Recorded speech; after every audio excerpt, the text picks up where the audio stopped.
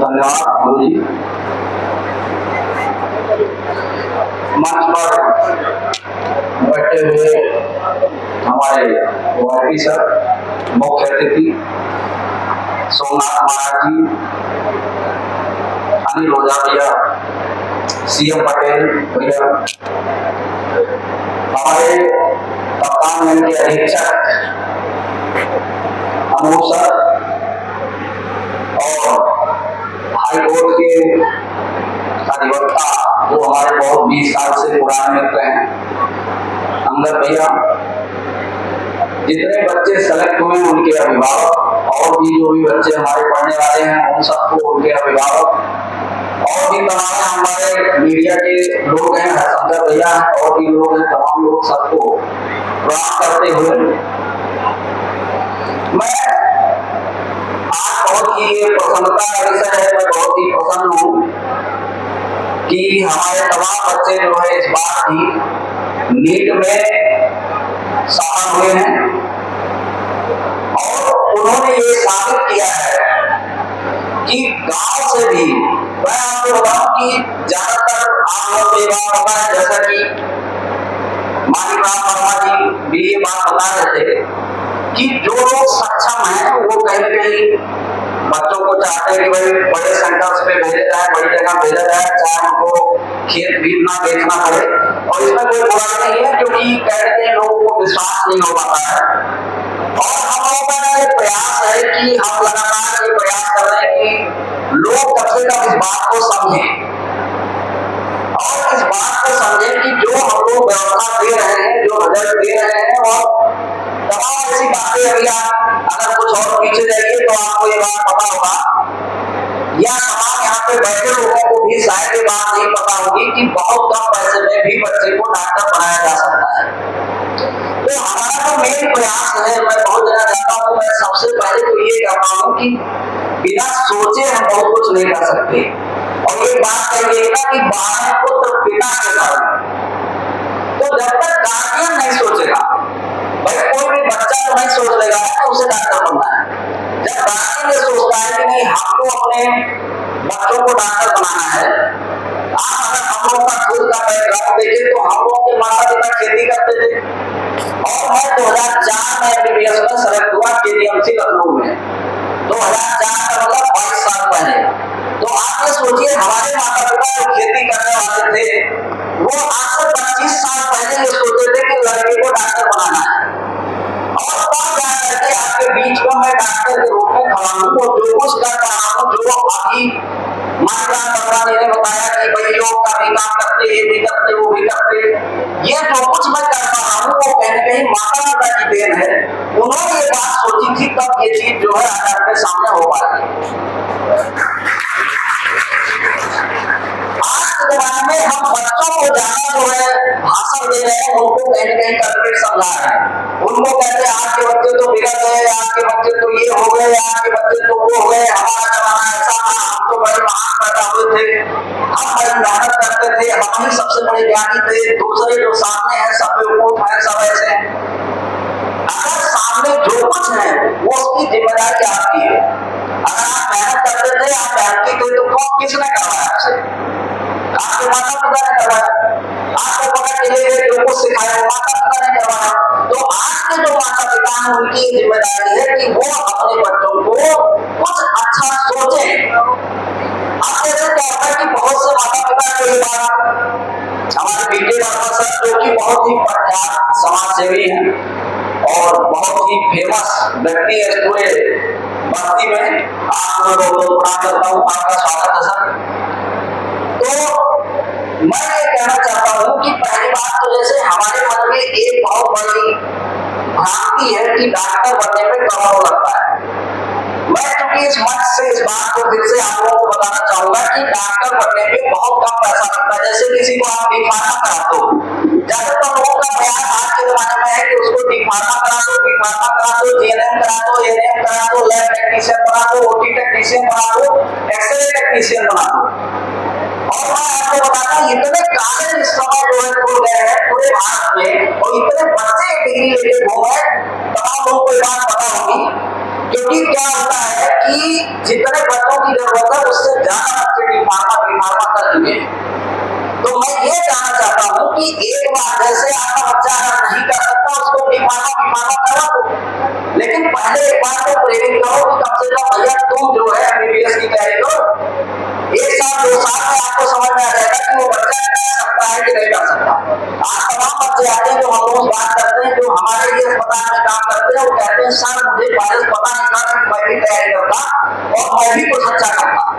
और वो बहुत ब्रिलियंट लड़के हैं, वो बहुत ज्यादा दुखी है। कारण इसका है कि उनको जानकारी नहीं है। उनको यही बात पता थी कि भाई करोड़ लगेगा, लाखों लगेगा। तो जैसे एक गांव का व्यक्ति जिसके पास पता चला कि बहुत ज्यादा खेत भी नहीं है, वो सोचता है कि खेत भी बेच देंगे, घर भी बेच देंगे, तब भी 1,50,000 नहीं होगा या कौन नहीं होगा, तो इसलिए वो सोचता ही नहीं। लेकिन मैं आपको बताता हूँ आज के जमाने में मैं तो ये कहता हूँ कि ये डॉक्टर बनना 0 बजट इन्वेस्टमेंट है। मतलब आपके पास 1 पैसा ना हो तब भी आप अपने बच्चे को डॉक्टर बना सकते हो। क्योंकि मैं बताऊं ऑनलाइन प्लेटफॉर्म कराना, जैसे अभी भी हम लोग भी इस बार ऑनलाइन शुरू कर दिए हैं कि जिन बच्चों के पास कोई भी पैसा नहीं है वो ऑनलाइन फ्री पढ़ सकते हैं और वो नीट की तैयारी कर सकते हैं। अब आप ये सोचो कि अगर ऑनलाइन आपने फ्री पढ़ करके और उसके बाद बच्चा सेलेक्ट हो गया तो पूरे 5 साल की एमबीबीएस की पढ़ाई में खाना पीना रहना फीस लेकर के आना जाना सबका खर्चा 3 से 3.5 लाख लगता है। अब आप ये सोचो कि फार्मा कितना लगता है, उसमें भी 3-3.5 लाख लग जाता है।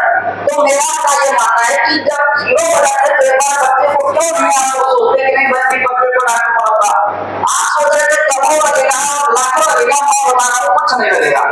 आप ऑनलाइन बच्चा तैयारी कर लेगा, उससे सेलेक्ट हो जाएगा, बाद में जो 3.5 लाख लगा उसके लिए तमाम बैंक वाले होते हैं जो कि लोन दे देते हैं, एजुकेशन लोन। और बच्चा जिस दिन एमबीबीएस बन जाएगा वो कम से कम 1 लाख महीने का आदमी तो हो ही जाता है। वैसे मैं आपको बताता हूँ एमबीबीएस जो होता है, पहली बात तो आपके मन में होगा कि डॉक्टर ही तो बनाए, तमाम बच्चे हो सकता है उनके मन में हो। मैं डॉक्टर के 3-4 को बता दे रहा हूँ। पहली बात तो डॉक्टर को धरती का भगवान भी कहते हो, मतलब पद भी अच्छा है। दूसरा क्या होता है कि डॉक्टर कभी रिटायर नहीं होता है। आपने देखा होगा कोई डॉक्टर एकदम बेचारा 12 साल स्थिति में पड़ा है, तब भी 4 लोग पकड़े हाथ के दो तब जाए। जबकि आपने देखा होगा तमाम नौकरियां होती है, जैसे कोई आईएएस हो गया, टीसीएस हो गया, सिविल सर्विसेज में हो गया। आपने देखा होगा जब वो रिटायर होते हैं तो उसके बाद लोग कहते हैं कि इनके चेहरे की चमक खत्म हो गई जब से बेचारे रिटायर हुए। क्योंकि पावर जब खत्म होती है तो फिर वो बेचारे कहने कहीं फ्रस्ट्रेट हो जाते हैं। लेकिन डॉक्टर जिंदगी में कभी फ्रस्ट्रेट नहीं होता। कारण उसका है कि वो कभी रिटायर नहीं होता। दूसरा देखिए डॉक्टर क्या होता है, अपने आप का वो फैक्ट्री है, उसमें ऐसा नहीं है कि कहीं नौकरी जाना है मतलब मान ले उसको, वो कुल मिला के कहीं आधा लेके बैठ जाए, जंगल में बैठ जाए, अगर योग्य है तो उसको लोग पकड़ के और जा करके उसकी सब व्यवस्था कर देंगे और वहां पे कुल मिला करके मेला लगने लगेगा और सब व्यवस्था हो जाती है। उसमें कहीं कोई इतनी बड़ी इन्वेस्टमेंट की जरूरत नहीं होती। दूसरा डॉक्टर के लिए कोई भी रास्ता बंद नहीं। डॉक्टर चाहे खुद का अपना काम करे, चाहे तो सरकारी अस्पताल में काम करे, चाहे तो विदेश चले जाए। पूरे भारत में लगभग 30% ऐसे डॉक्टर हैं जो कि विदेशों में काम कर रहे हैं, जर्मनी से लेके इटली, फ्रांस और जितनी भी अमेरिका से लेके जो डेवलप कंट्री है। तो आप विदेश भी जा सकते हो, आप नेता भी बन सकते हो, आप मंत्री भी बन सकते हो, आप समाज सेवी भी बन सकते हो, तमाम लोगों की समाज सेवा भी कर सकते हो। जो आप चाहो, आप एक बहुत ही स्वतंत्र और स्वावलंबी व्यक्ति हो। दूसरा क्या है कि डॉक्टर कहीं कहीं अपनी पीढ़ियों को भी ट्रांसफर करता है। जैसे आपने अस्पताल खोल दिया तो पता चला बहुत से लोग जिनकी पीढ़ियों में पहले से डॉक्टर हैं, उनके बच्चे डिग्री लेके आते तो उनको उतना ज्यादा मेहनत नहीं करनी पड़ती। तो मैंने आपको ये कुछ गुण बताए हैं जो कि डॉक्टरों के लिए एकदम से विशेष है। पद भी अच्छा है और सम्मान भी अच्छा है, आपके पास चांस भी बहुत अच्छा है और आप जीवन भर लोगों की हेल्प कर सकते हो, सब कुछ कर सकते हो, आप पसंद रह सकते हो। जबकि पैसा बहुत नहीं लगता है, केवल मेहनत करना। और दूसरा आप ये मान के चलो कि आज के जमाने में 60,000 सीटें पूरे भारत देश में जो हर साल उसके एमबीबीएस में सिलेक्शन होता है। और आप इसलिए अपने बच्चों को चाहो तो एकदम से तैयारी करवाना चाहिए और आपको डॉक्टर बनाना चाहिए, ये मेरा अपना मानना है। अब सबसे बड़ी बात ये होती है कि क्या वो मेन 3 समस्याएं हैं जिस कारण से बच्चे डॉक्टर बन नहीं पा रहे हैं। पहली तो समस्या ये है कि आप देखिए जितने भी बच्चे सेलेक्ट हुए हैं या जो बच्चों ने एग्जाम दिया वो इस बात को कभी लगा नहीं पाएंगे कि ज्यादातर लगभग 99% जो क्वेश्चन आते हैं वो एनसीईआरटी से आते हैं। आप कहीं भी किसी भी बड़े से बड़ी कोचिंग में चले जाइए, वहां पे आपको मॉड्यूल दिया जाता है।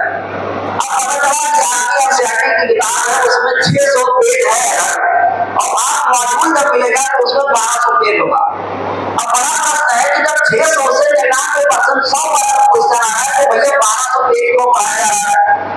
1200 पेज इसलिए पढ़ाया जाता है कि जब आप वहां पे जाते हैं, जैसे मान लीजिए कि एनसीईआरटी की किताब में आदमी के दांत के बारे में 5 पॉइंट लिखा है कि ये डायफार दांत होता है, वो दांत होता है, ट्रिको दांत होता है, एनेमल होता है, डेंटल फार्मूला ये होता है। लेकिन जब आप जाएंगे किसी बड़ी कोचिंग में वहां का मॉडल पढ़ेंगे तो उसमें हाथी का दांत, घोड़े का दांत, चूहे का दांत ये सब पढ़ा जाएगा। तो जब बच्चा जाता है तो बड़ा पसंद होता है उसे, वाह सही जगह आ गए, डॉक्टर तो हम ही बनेंगे, क्योंकि वहां जो पढ़ा जाता है लोग को हाथी दांत और चूहे दांत, घोड़े दांत कुछ पढ़ा नहीं देते। इन्होंने कई बार 4-5 पॉइंट पढ़ा दिया आपकी किताब के बारे में, लेकिन हकीकत ये है कि उन्हीं 5 पॉइंट से ही क्वेश्चन पूछा जाना है। अच्छा, उसको लगता है कि सामने वाले गुरु जी भी बड़े महान हैं, इनको तो हाथी दांत भी आता है, चूहे दांत भी आता है, घोड़े दांत भी आता है।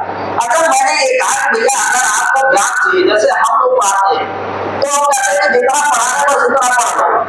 वैसे ज्यादा पढ़ोगे तो मास्टर बनोगे, मास्टर बहुत बड़ी बात है, मैं नहीं कहा, लेकिन मेरे कहने मतलब जो डॉक्टर बनने आए मैं कहता हूँ मास्टर बनना तो ज्यादा पढ़ना, डॉक्टर बनने और ज्यादा पढ़ोगे मास्टर बनोगे, कम पढ़ोगे डॉक्टर बनोगे। और डॉक्टर बनने के लिए जरूरी है स्पीड विद एक्यूरेसी, और स्पीड या एक्यूरेसी का जब होगा रिवीजन, और रिवीजन के लिए जरूरी है कि सिलेबस कम हो। आप मेरा मुझे एक बार पढ़ाने पता चला महीना बीत गया तो रिवाइज कैसे कर पाओगे? तो हम लोग ये करते हैं, अब जहां पर किसी को चकाचौंध नहीं लगती, उसे लगती है यही तो इंटरव्यू पढ़ लेते हैं, ये लोग कह रहे हैं यही पढ़ो, और पता चला वहां गए तो ये मॉड्यूल वो मॉड्यूल, पता चला भैया घोड़ा हाथी सब कुछ पढ़ाया जाता है, एकदम बहुत बड़े बड़े गुरु जी भगवान थे, क्या क्या पढ़ा थे। लेकिन हकीकत ये है कि जिस बच्चे को 600 पेज पढ़ना है उसे 1200 पेज पढ़ाओगे उसकी दशा क्या होगी आप बताओ। नंबर तो पाएगा नहीं, और अगर नंबर नहीं पाएगा तो बहुत से बढ़िया बच्चों को मैंने देखा है जो कि बेचारे एकदम से फ्रस्ट्रेट हो गए। मैं आपको बता दूं, मेरे जानने वाले लोग हैं, मेरे रिश्तेदार भी आते हैं, वो अपने बच्चे को लेकर के आए और चूंकि मैंने वही शुरू किया था, वो है कि भाई इसको जो है हमें बैन करवाना, और ये करा मुझे 1 साल की और कोटा दे तो मैं सिलेक्शन लेकर के दे दूंगा। मैं बहुत दिन नहीं हुआ था, मैं कह नहीं सकता था, खासकर रिश्तेदारों से कह दो तब तो बहुत खतरा है कि बस अपने ही स्वार्थ में है, पकड़ के बच्चा हमारा जो फंसाना चाहते हैं इसके जीवन के साथ बस अपने पैसे चक्कर में होंगे। मैंने कहा ठीक है गुरु जी आप ले जाइए। बच्चे को लेके गए, 3 साल उसी बच्चों को लेके 3 साल बाद उसी ओपीडी में लेकर आए, कहे कि ये देखो पगला गया गया, आपको तैयारी वाले नहीं करना है, आप ही इसको समझाओ। मैंने कहा भैया क्या करना चाहते हो? कहने लगा कि ऐसा है कि सर मुझको कुछ भी आप किसी मेडिकल प्रोफेशन में करवा दो। मैंने कहा देखो बी-फार्मा किए मैंने इसकी डिग्री तो पैसा दे दो घर ही पे आ जाती है, बिना पढ़ने की जाने की जरूरत नहीं, जब कहो दिलवा देंगे, लेकिन आप चाहो तो तैयारी अभी कर लो।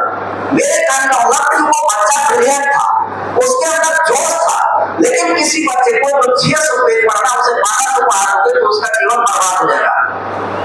होता क्या है, किसी बच्चे का आपने इस तरीके से 1 साल बर्बाद करा दिया, 2 साल बर्बाद किया तो फिर बच्चे को ऐसा लगता है अपने ऊपर ही उसको शक होने लगता है, उसे लगता है पता नहीं मैं ब्रिलियंट नहीं हूं क्या, मैं उस लायक नहीं हूं क्या, मैं सेलेक्ट हो भी पाऊंगा नहीं, और उस चक्कर में तमाम बच्चों का जीवन कहीं ना कहीं बर्बाद हो जाता है, जो कि बहुत ही ब्रिलियंट है। निश्चित रूप से उन्हें डॉक्टर बनना चाहिए, वो डॉक्टर बन सकते हैं।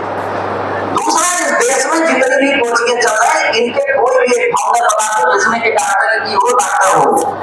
मैंने आप देख रहा हूँ इस समय देश में जो कोचिंग चल रही है उसमें उनके अपने जिंदगी में क्या है कुछ पता नहीं, लेकिन बड़ा सब कुछ है, डॉक्टर भी बना देंगे, इंजीनियर भी बना देंगे, आईएएस भी बना देंगे, पीसीएस भी बना देंगे, दरोगा भी बना देंगे, और एलकेजी यूकेजी भी पढ़ा है सब। मतलब जिन्होंने अपनी जिंदगी में कुछ किया है वो बना सबको सब कुछ है, तो क्या आपको लगता है कि ये बना पाएंगे? तो कुल मिला के आपको इस बात समझने की जरूरत है कि भाई हम लोग डॉक्टर हैं, केपीएमसी जैसी संस्था से डॉक्टर हैं, और आज से 22 साल या आज से 2022 साल पहले सेलेक्ट हुए और उसके बाद हम डॉक्टर जी को बना रहे हैं। हमने तो आज तक इंजीनियरिंग भी नहीं चालू की, नहीं तो उसमें क्या एक ही तो मैथ का टीचर नहीं हो, तो हम तो शुरू बना देते कि चलो आओ भैया आप तो इंजीनियर, जो चीज हम नहीं है वो हम कैसे बना सकते हैं, और हमने वो रिजल्ट दिए हैं। आप ये बात समझिए कि अगर 6% रिजल्ट है, जैसा कि पूरे भारत की कोचिंगों का एवरेज सिलेक्शन जो है 2.1% है, हर साल 23 लाख लड़के एग्जाम देते हैं, 50,000 सीटें हैं, आप अगर लगा लो क्या परसेंट हुआ, 23 लाख में 50,000 कितना हुए, 2.1% हुए। और अगर हमारे पास जो है 80-85 बच्चों में 5 सिलेक्शन हो रहे हैं, क्या परसेंट हुए, 6% हुए। पूरे भारत की कोचिंगों के सिलेक्शन क्या है, पूरे भारत की कोचिंगों का जो एवरेज सिलेक्शन है वो है 2%, और हम दे रहे हैं आपको 6%, और यहाँ पे सिलेक्शन भी हुआ है 10%। एक साल जो है वो 10%। जैसा कि गुरु जी ने बताया, कुछ बच्चों का बड़ा दुर्भाग्य है, 2 बच्चियां, इसमें कोमल पटेल और जो निधि पटेल, वो हमारे घर की भतीजियां हैं। पहले एग्जाम में उनके एक का 666 नंबर था और एक का 664 नंबर था। 666 और 64 जो है अंडर 1000 रैंक, एकदम टाटा जिनको केडीएमसी मिल जाता, लेकिन उनका दुर्भाग्य रहा कि दूसरे में नहीं हुआ। ऐसे ही तमाम बच्चों के साथ दुर्भाग्य रहा जो इस तरीके के एग्जाम हुए हैं, उसमें क्योंकि ये पता नहीं कितने पेपर लीक हो रहे हैं, कैसे कैसे लोग लगा दिए गए हैं, बच्चों के जीवन के साथ खेल रहे हैं, इनको कुछ लेना देना नहीं, बच्चे साल तो इस तरीके के है, उस पर हम लोग का कोई कंट्रोल नहीं, हम कर नहीं सकते। लेकिन मैं आपको बता रहा हूँ कि जो भी हम लोग कर रहे हैं, मैं आपको बताऊँ, यहाँ लोगों को विश्वास नहीं था। अगर आपको मैं बताऊँ, जैसे पहले क्या होता था, 2-4 बच्चे का छाप दिए गए, लोग कहते थे अच्छा तो कहीं से लेकर के आए होंगे, छाप दिए होंगे। फिर मैंने क्या किया कि मैंने उनका नाम और नंबर लिखवाया कि आप जाकर के पहले गांव पता करो, नंबर पता करो, उनके घर जाओ, उनसे पूछो। जैसे मैं आपको बताऊं, सोनभद्र के 2 बच्चे सेलेक्ट हुए एमबीबीएस में, 2 बच्चे यहाँ छपिया जो जन बगल में गांव है, यहाँ से एमबीबीएस में सेलेक्ट हुए हैं। झूठा एक बच्चा जो है एमबीबीएस में सेलेक्ट हुआ है। यहाँ से राधिका पटेल है जो कि हरिजा में रहने वाले गुरुजी हैं, उनकी बच्ची है। बाहर तरह की रूपम वर्मा है, भरासी का अभिनंदन है जो कि आर्मी है। इसके बाद आप की गुड़िया पांडे है। इसके बाद अगर आप देखेंगे, जैसे हमारे घर की बच्ची शीतल है, वो भी सेलेक्ट हुई पिछले सत्र में। केशवपुर की इस बार अर्पिता है, उधर जो है विमला की जो है दीप्ति है। मतलब मैं आपको बता दूं, ये सब इसलिए मैं बता रहा हूँ कि आपको ये बात पता चले, आप जाकर के पता कर सकते हैं। आप दिल्ली का लड़का है आपका के साथ, ये तमाम ऐसे कमरागंज के हैं, विवेक से लेकर और सब तमाम गाँव सबका मैंने जाता, विवेक पाठशाला लेके 300 बच्चे जो है इस देश, इस पूरे आपकी संस्था से, यहाँ से राजीव दीक्षित कैरियर इंस्टीट्यूट से अभी तक सेलेक्ट हुए, जो कि एमबीबीएस कर रहे हैं। और मैं आपको बताऊं, मैं अभी जो है बात करना चाहता हूँ, जो अर्पिता है, केशवपुर की बच्ची है, ये सामने है, अभी आएगी। इसकी जो कहानी है वो सबसे ज्यादा प्रेरणादायक है, और खासकर इसकी कहानी से ज्यादा इनके परिवार की कहानी है, जो आपको उनसे कुछ सीखना चाहिए। एक जो अर्पिता है, इसके पिता की बेटी है, और ये बहुत ही गरीब फैमिली से है लोग, सिंपल, कहीं कोई नौकरी नहीं, कुछ नहीं, बस खेती करना, मजदूरी करना, इस तरीके की स्थितियां इनके घर की। बच्ची जो है कक्षा 11 से हमारे यहाँ पढ़ रही थी, 11 पढ़ी, 12 पढ़ी, और पहले अटेम्प्ट में ही ये एमबीबीएस में सेलेक्ट हुई। और एकदम साइकिल से आते जाते, साइकिल से आते जाते घर से, कहीं कोई हॉस्टल नहीं, कहीं कुछ भी नहीं, एक टूटी फूटी साइकिल, उससे आकर के जाकर के उसने, और पूरे केशवपुर की पहली डॉक्टर है। तो दूसरे जैसे हमारे पास प्रतीक्षा है, प्रतीक्षा जो है वो भी 11 में पढ़ी, फिर 12 में पढ़ी, फिर इसके बाद इसका पहले पिछली साल अगर देखे 517 नंबर था, मुझे लगता है 1-2 क्वेश्चन और सही हुआ होता तो सेलेक्ट हो गई होती। इस बार इसका जो है, और ये भी साइकिल से आने जाने वाली लड़की है, महुआ की है, एक ही बहुत ही किसान परिवार की गरीब घर की बच्ची है। तमाम बच्चों ने, एक बच्ची थी हमारी बाहर कला की थी, रूपम वर्मा, वो भी साइकिल से आती जाती थी, पहले ही अटेम्प्ट में उसको आगे बढ़ देना था, अभी तो मुझे लगता है उसका खत्म हो रहा होगा। तो मैं आपको ये बताना चाहता हूँ कि कुल मिलाकर के आपको ये बात समझने की जरूरत है कि आप जब सोचोगे, आप सोचो एक माँ, एक विधवा माँ, जब वो सोच सकती है जिसके पास कोई व्यवस्था नहीं है, और वो सोच सकती है कि मुझे अपनी बच्ची को डॉक्टर बनाना है, तो अगर हम नहीं सोच रहे हैं और बच्चा कुछ नहीं कर पा रहा, दोष किसका है?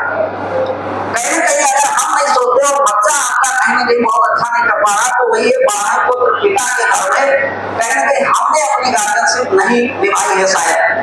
और मैं एक बात कर सकते हो, कुछ इस दुनिया में कोई विशेष नहीं होता, सबके पास वही चार हाथ पैर है, वही जो है 24 घंटा है, उसी में कोई प्रधानमंत्री बन जा रहा है, कोई बड़े बड़े काम कर रहा है, और कोई पता चला कि दारू पी के नाली में घूम रहा है।